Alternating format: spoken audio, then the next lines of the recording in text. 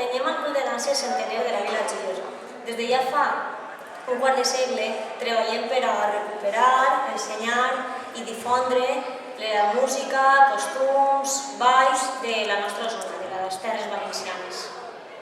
Som un grup d'unes 70 persones, formades per la rondalla, un cos de ball i per una escoleta. Treballem els divendres per la vesprada, en l'ermita, en les antigues escoles de l'ermita. El nostre grup ha pensat en 3 peces que creiem que són les que abarquen més els temes crítics d'aquella època, que com ha dit la meva companya, són temes tabús, referent a religió, a temes polítics o temes socials.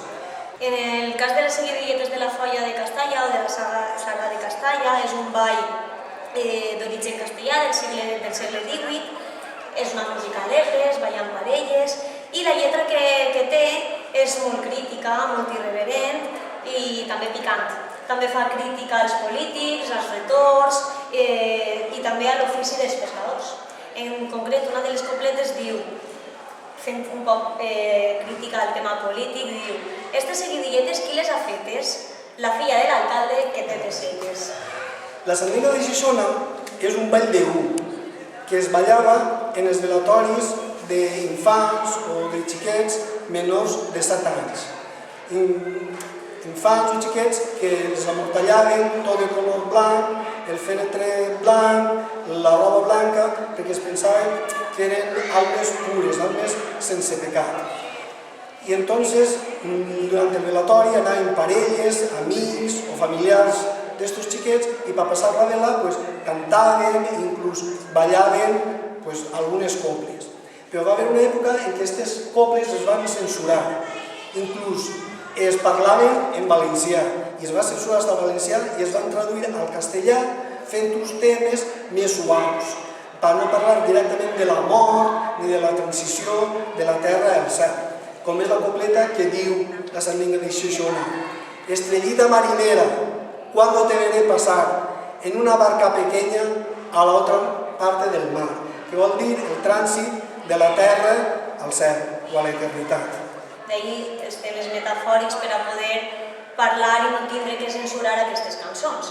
I acabarem amb la Jota de Sella, del nostre poble veí. En aquest cas és una jota, és un ball alegre, amb molt de ritme, eren jotes que es ballaven en les places dels pobles i també les lletres eren crítiques socials i moltes vegades ja no sols crítiques socials sinó temes tabús com els temes més picants que tampoc es podien parlar. Algunes d'aquestes coples passaven de poble en poble, de cançó en cançó, i per això en moltes ocasions trobem en diferents balls la mateixa copla, com en el cas de les seguidilletes de la Folla que hem anomenat abans, i en la Jota de Sella es repeteix de una que diu: «A la mar que te'n vagis no em dones pena, deixa'm arròs i oli i farina i llinyà», i això la podem trobar en moltes més cançons. Però també trobem algunes altres coples més picants, perquè eren temes prou tabú en l'època, com per exemple «Marieta xirriu xirriu, Marieta xirriu xirrau, jo tinc una manzaneta que és bona per al teu trau». Ahí ho deixem.